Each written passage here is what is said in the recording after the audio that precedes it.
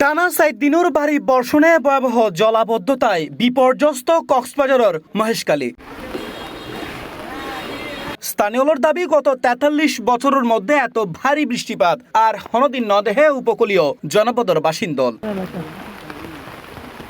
টানা বৃষ্টি আর পাহাড়ি ডলের পানিতে প্লাবিত হয়ে মহেশখালীর পৌরসভা, কুতুবজম, মাতারবাড়ি, ঢলগাটা ও ছোট মহেশখালীর বিস্তীর্ণ নির্মাঞ্চল। রাস্তাঘাট, বাজার, শিক্ষা প্রতিষ্ঠান, শত শত বসতবাড়িত পানি ঢুকি স্বাভাবিক জীবনযাত্রা ভাঙি ফুরকি। অনেক এলাকাত বিদ্যুৎ বিচ্ছিন্ন আছে। মহেশখালী কক্সবাজার নৌপথে চলাচল বন্ধ তাহলে চরম দুর্ভোগত ফুরকি সাধারণ মানুষ। পানি গলি বেগিন ফালং হাত দেশি ফাতিল বেগিন বাগি এক কালা ফরি গুনে আবু কসে আর মানুষ ওয়া কালা বান্ধে ফজলতি আরা বেশি কষ্ট পাই জল লইরে আর কোন বাল্লা দেখাই না পারি পানি সঙ্গ ফু আর লাতি বান্না আলাদি 20-30 মইজের কি বাজি ইও কিছু করি না পারি এক দরলা লাবলি আসার ফুদম মাঝে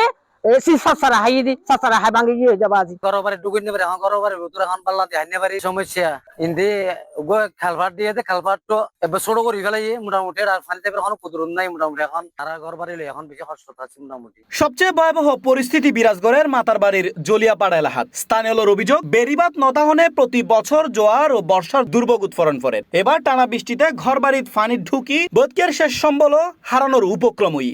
স্থানীয়দের দাবি দেশের মেগা প্রকল্প এলাহা মাতারবাড়িত পর্যাপ্ত কালভার্ট নির্মাণ নগরণ এবং স্লুইস গেট বন্ধ তাহনে পানি নিষ্কাশন বাধাগ্রস্ত, ফলে পুরো লোকালয় পানি নিচে তলাই গিয়ে। গত বছর মানে এরকম পানি হয়, পানি হল মানে ঘরের ভিতরে ঢুকে মানে আর রান্না বাড়া তো গিয়া করি না পারে। এখন এই বছরও এরকম মানে বিদেশি হারণে আর পানি বন্ধ হয়ে যাবে যাইতে না পারে।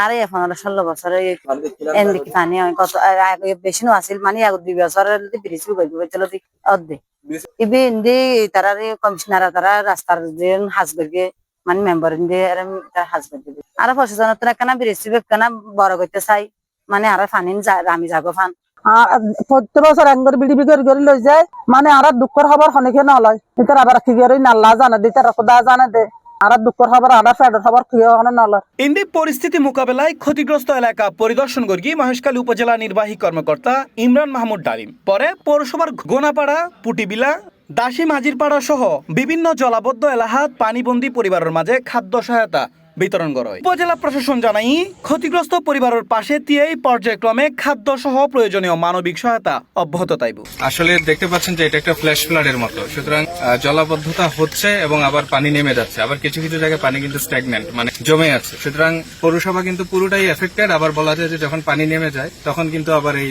এফেকশনের যে পরিমাণটা, ক্ষতিগ্রস্ত পরিমাণটা কমে আসে। তবু আমরা এখন বের হয়েছি, আমরা সারাদিনই ছিলাম উপজেলার বিভিন্ন জায়গায়। এখন আবার পৌরসভার যে সমস্ত জায়গায় আমরা খবর পেয়েছি যে যারা পানি বন্দী অবস্থায় আছেন এবং যে পানিগুলি এখনো নেমে যাচ্ছে না এবং যারা এই কারণে তাদের কোনো ইনকাম সোর্সও খুবই সীমিত হয়তো বা তারা এই মুহূর্তে বাজার সদাই করতে পারছে না, এদেরকে আমরা নিজেরা ঘরে ঘরে গিয়ে ফাইন্ড আউট করে তারপর যাদেরকে আমাদের মনে হয়েছে যে তারা প্রকৃতির অসহায় তাদেরকে আমরা আমাদের পৌরসভার পক্ষ থেকে আমরা সহযোগিতা করছি। এই বিষয়ে আমাদের জানা নেই, আমরা এটা নিয়ে স্টাডি করবো। স্টাডি করলে তারপরে বোঝা যাবে যে এখানে ডিজাইনিং এ কোনো ইস্যু ছিল কিনা বা অন্য কোনো প্ল্যানিং ইস্যু ছিল।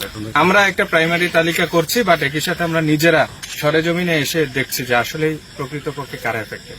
তবে আবহাওয়া স্বাভাবিক নইলে জলাবদ্ধতা আরো বাড়িত ফারে বলে আশঙ্কা করেন স্থানীয়লে। C plus TV, Chittagong.